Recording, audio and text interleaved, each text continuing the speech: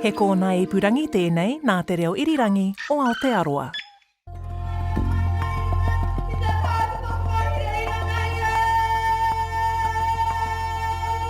Our government conveys to the future generations of Aotearoa that the past actions of the Crown were wrong.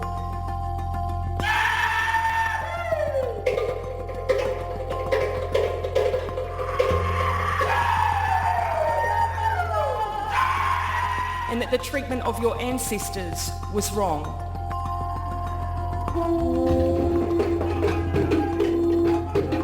We convey to you our deepest and sincerest apology. We want our apology to be in a manner that has meaning to Pacific peoples.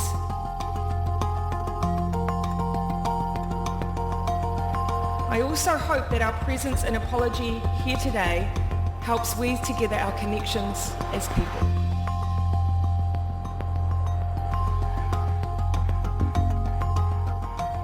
Today, I stand on behalf of the New Zealand Government to offer a formal and unreserved apology to Pacific communities for the discriminatory implementation of the immigration laws of the 1970s that led to the events of the Dawn Raids. Kia ora, this is Kadambari Raghukumar with Here Now. That's a clip from RNZ's recording of former Prime Minister Jacinda Ardern delivering a formal apology in 2021 for the Dawn Raids of the 1970s. I'm in Wellington today where things are underway to commemorate the Dawn Raids through a series of talanoa, talks, murals and public programs around the experiences of the Pacifica community at a time where discriminatory policies of deportation and intimidation impacted several families from the Pacific Islands living in New Zealand. Rachel Yates Pohulu is a Pacific historian and is partnering on these programs that are run by the Ministry of Culture and Heritage and Te Papa. Kind of the terminology I've sort of been leaning on for this project is around reflection, is around marking, is around commemorations of 50 years since 1974, where there was a spike in Dawn Raids activity. 74 and 76 particularly have been recognised by the government for these increased spikes in the Dawn Raid Act. Although there are accounts of Dawn Raids before that date and after these dates, but 74 and 76 sort of mark this time where you've got a lot of Dawn Raids happening, and then you've got a really strong public response kind of condemning the Dawn Raids at the time as well.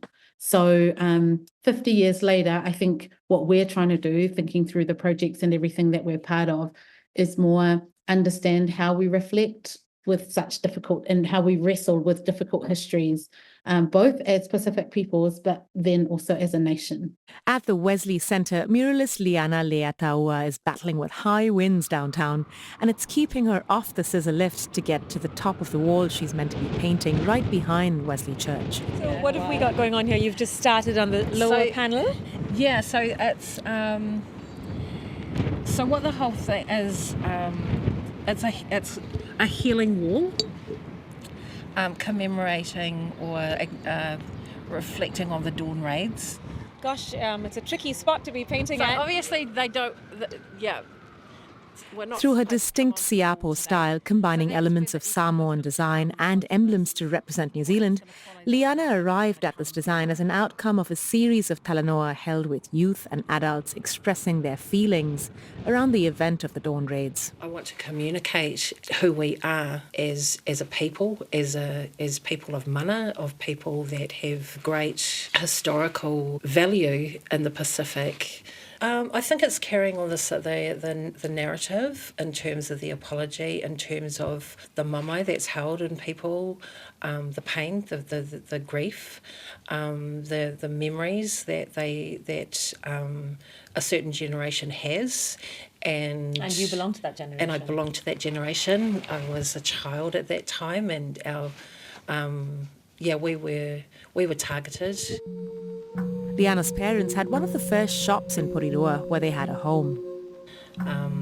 And so his shop was constantly targeted with officials fining him for various offences. How old would you have been? How old would you have been at that time? I was just turning 5 at that time.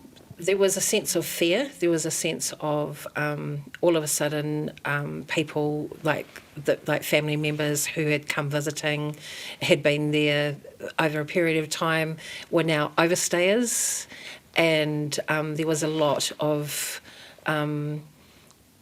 fear. There was a lot of sort of movement around. I mean, I'm looking through my child's eye, but because we had the shop, a lot of families would come in, or the children would come in with notes for, and then Dad would give them, there'd be parcels of food. And so there was an unspoken sort of thing, experience that I had with the dawn raids. But I do remember being followed, and that's a real distinct one, is being followed by the police late night, and we were stopped, and my father was asked for his passport to, because obviously they saw who was driving, and asked for identification. And at that time my father had just become a New Zealand citizen, but historically the Samoans were British citizens, so there was no sense of overstaying here in New Zealand. So they actually followed us home, and then they came into the house, and they were very intimidating at the time. They had the big helmets. There was not the community kind of constable relationship that we experience now with the police. Mostly, it was quite an intimidating moment, and to see my father just be in that situation. And then, he did show his passport. I just remember, and then my dad said to them, "You apologise to my children." And I just remember him just welling up in that kind of tone of just really deep emotion, and just anger, and just that whole frustration of being violated. Yeah, and then I just remember the door. We were in our bedroom, and the door opening, and these constables sort of saying, "Oh, sorry, everything's okay, your dad's not in trouble," and then them leaving. But it was that moment after they left that I heard my father cry, and I think that was the first time that I've ever heard my father cry, in that real deep weeping, and that really impacted me. To experience people being able to break a person down. Throughout that time, there was the language that was thrown towards us, the name calling, the bungas, the coconuts, all of that came out of that time, and just the real kind of nastiness that came out of people, and the paranoia that was in that space.